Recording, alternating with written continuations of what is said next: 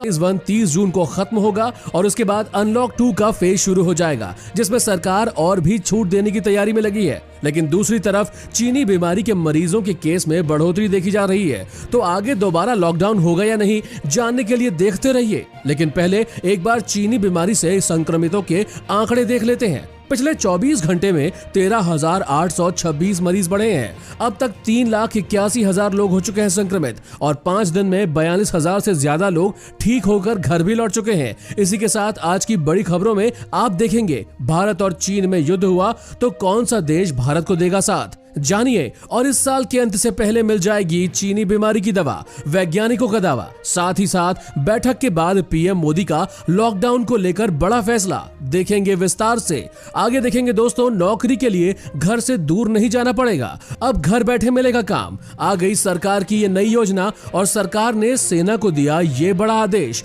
चीन के खिलाफ करेंगे ये काम। दोस्तों, हर खबर आपके लिए बेहद जरूरी है, इसलिए वीडियो को पूरा जरूर देखिएगा। लेकिन उससे पहले इस वीडियो को बनाने में मुझे बहुत मेहनत लगती है और इस मेहनत के लिए वीडियो को आपका एक छोटा सा लाइक जरूर दें। फटाफट से ले चलते हैं आपको हमारी आज की सबसे पहली खबर की तरफ। देखेंगे, भारत और चीन में युद्ध हुआ तो कौन सा देश किसका साथ देगा। पिछले सोमवार को चीनी आक्रमण के चलते जिस जगह भारत के 20 फौजी शहीद हुए थे, यह वही जगह है जहां करीब 60 साल पहले भारत और चीन के बीच ऐतिहासिक युद्ध सीनो इंडियन वॉर हुआ था। एक बार फिर दोनों देशों के बीच बॉर्डर को लेकर तनाव है और संघर्ष के आसार नजर आ रहे हैं। अब सवाल यह है कि अगर युद्ध की स्थिति होती है तो भारत का साथ कौन से देश देंगे और चीन के साथ कौन दोस्ती निभाएगा। अमेरिका के अलावा जापान, फ्रांस और ऑस्ट्रेलिया के साथ भारत संयुक्त सैन्य अभ्यास कर चुका है। CNAS की रिपोर्ट के मुताबिक कहा गया है कि भारत के साथ अभ्यास करने वाले पश्चिमी सैन्य दलों ने हमेशा भारत के दलों की क्रिएटिविटी की क्षमता की तारीफ की है। चीन के साथ युद्ध के हालात में भारत इन देशों से सहयोग की अपेक्षा करेगा। हालांकि पाकिस्तान और रूस के साथ संयुक्त सैन्य अभ्यासों में काफी एडवांस तकनीकों का प्रयोग हो चुका है। पाकिस्तान और रूस को चीन का रणनीतिक साथी माना जा रहा है, लेकिन इस बार रूस चीन का साथ दे सकता है या नहीं, इसे लेकर अब तक के कोई गारंटी नहीं मिली है। इसी के साथ इस साल के अंत से पहले मिल जाएगी चीनी बीमारी की दवा, वैज्ञानिकों का दावा। दोस्तों, विश्व स्वास्थ्य संगठन की शीर्ष वैज्ञानिक डॉक्टर सौम्या स्वामीनाथन ने गुरुवार को कहा कि संगठन इस साल के अंत से पहले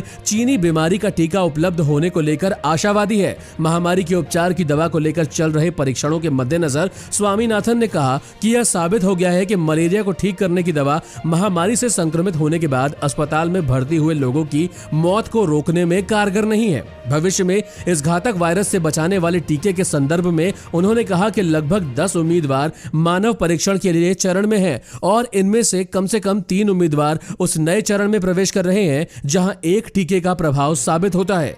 कारगर टीके को लेकर WHO के प्रयास का उल्लेख करते हुए स्वामीनाथन ने कहा, मुझे उम्मीद है, लेकिन टीका विकसित करना एक बेहद जटिल प्रक्रिया है और इसमें बहुत अधिक प्रॉब्लम्स भी है। अच्छी बात यह है कि हमारे पास अलग अलग उम्मीदवार और प्लेटफॉर्म है। बैठक के बाद पीएम मोदी का लॉकडाउन को लेकर बड़ा फैसला। दोस्तों, प्रधानमंत्री नरेंद्र मोदी ने देश में बढ़ते संक्रमण पर चर्चा के लिए 16 और 17 जून को राज्यों के मुख्यमंत्रियों के साथ बैठक की थी। 16 जून को हुई बैठक के बाद पीएम मोदी ने इन अटकलों पर विराम लगा दिया है कि अब लॉकडाउन आगे बढ़ेगा। पीएम मोदी ने यह संकेत भी दिया है कि अब छूट का दायरा और भी बढ़ाया जाएगा। प्रधानमंत्री मोदी ने उनसे हमेशा मास्क पहनने का आग्रह किया। उन्होंने आगे कहा कि हर 20 मिनट में हाथों को 20 सेकंड तक साबुन से धोना चाहिए। प्रधानमंत्री मोदी ने कहा, आज भारत में रिकवरी दर 50% से ऊपर है।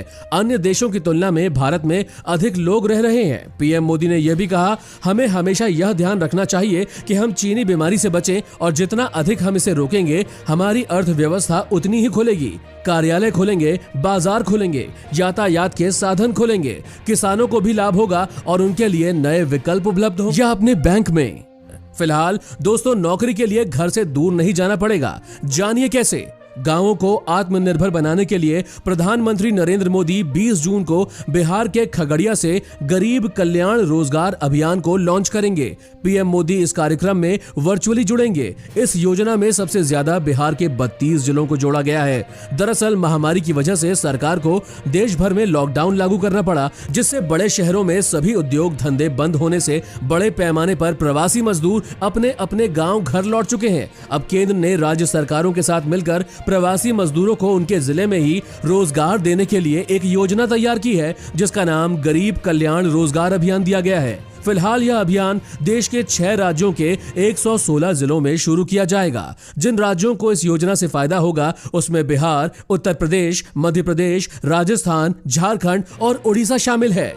इसी के साथ दोस्तों, सरकार ने सेना को दिया ये बड़ा आदेश, चीन के खिलाफ प्लान। दोस्तों, डोकलाम में हुए भारत और चीन के बीच युद्ध के बाद भारत के 20 जवान शहीद हुए, वहीं चीन को भी भारी नुकसान हुआ। इसके बाद सेना पूरी तरह से चौकन्नी हो गई है। सिर्फ लद्दाख बॉर्डर के पास ही नहीं, बल्कि उत्तराखंड में चीन से सटी सीमा समेत पूरी लाइन ऑफ एक्चुअल कंट्रोल यानी LIC पर अब सेना के अलर्ट को बढ़ा दिया गया है। बता दें कि गलवान घाटी में समझौते के उलट जब चीनी सैनिकों ने वापस जाने से इनकार कर दिया तो दोनों देशों के सैनिकों में संघर्ष हुआ। इसके अलावा बड़ी संख्या में सेना के ट्रक लद्दाख की ओर बढ़ते हुए देखे गए हैं। वहीं इसी के साथ साथ लद्दाख में भारत जो सड़क निर्माण कर रहा था उसकी रफ्तार को भी बढ़ा दिया गया है। चीन को भारत के इसी सड़क निर्माण से दिक्कत है, क्योंकि इसके बाद भारतीय सेना का बॉर्डर तक जाना आसान हो जाएगा, जो चीन बिल्कुल नहीं चाहता है। अब जानते हैं दोस्तों, 21 जून को पड़ने वाले ग्रहण में 6 घंटे का होगा ग्रहण काल। देखिए क्या होगा इसका असर। दोस्तों, 21 जून को सुबह 9:15 पर ग्रहण शुरू हो जाएगा और 12:10 दोपहर में पूर्ण ग्रहण दिखेगा। इस दौरान कुछ देर के लिए हल्का सा अंधेरा छा जाएगा, जिसके बाद 3:04 पर ग्रहण समाप्त हो जाएगा। यानी करीब 6 घंटे लंबा रहेगा यह ग्रहण। लंबे ग्रहण की वजह से पूरी दुनिया में इसकी चर्चा हो रही है। यह सूर्य ग्रहण कई मायनों में खास है। माना जा रहा है कि ग्रहण जैसी जब कोई बड़ी घटना घटती है तो ज्योतिष विचार में बताए गए विधानों के अनुसार इंसान की सभी 12 राशियों पर इसका कुछ न कुछ प्रभाव भी देखने को मिलता है। कुछ राशियों के जातकों के लिए यह प्रभाव सकारात्मक, तो कुछ राशियों के लिए यह प्रभाव नकारात्मक भी हो सकते हैं। इसी के साथ आगे देखेंगे दोस्तों, तंबाकू पर लगा बैन, थूकने पर होगी 6 महीने की सजा। उससे पहले यूपी के बिजली विभाग में निकली भर्तियां, 10वीं पास करें जल्द आवेदन। Uttar Pradesh power corporation limited की 10वीं पास उम्मीदवारों को सरकारी नौकरी पाने का मौका मिल रहा है। इस वैकेंसी के लिए आधिकारिक नोटिफिकेशन भी uppcl.org पर जारी किया जा चुका है। ये भर्तियां 10वीं पास कर चुके उम्मीदवारों के लिए निकाली गई है। इस वैकेंसी के लिए ऑनलाइन आवेदन की शुरुआत 1 जुलाई 2020 से हो रही है। उम्मीदवार 22 जुलाई 2020 तक आवेदन कर सकेंगे। चालान के जरिए फीस जमा करने की अंतिम तारीख 24 जुलाई 2020 है। आवेदन करने के लिए UPPCL की आधिकारिक वेबसाइट पर जाएं दोस्तों। इसी के साथ 15 अगस्त से खुल सकते हैं स्कूल। केंद्र जारी कर रहा है नई गाइडलाइन। महामारी के संक्रमण को देखते हुए भारत में सभी स्कूल और कॉलेजेस फिलहाल बंद हैं, लेकिन लॉकडाउन में सरकार द्वारा दी जा रही ढील को देखते हुए यह माना जा रहा है कि स्कूल 15 अगस्त को खुल सकते हैं, लेकिन स्कूलों को ऑनलाइन पर फोकस करने के लिए कहा जाएगा। सिर्फ 33 से 50% बच्चे ही स्कूल जा सकेंगे।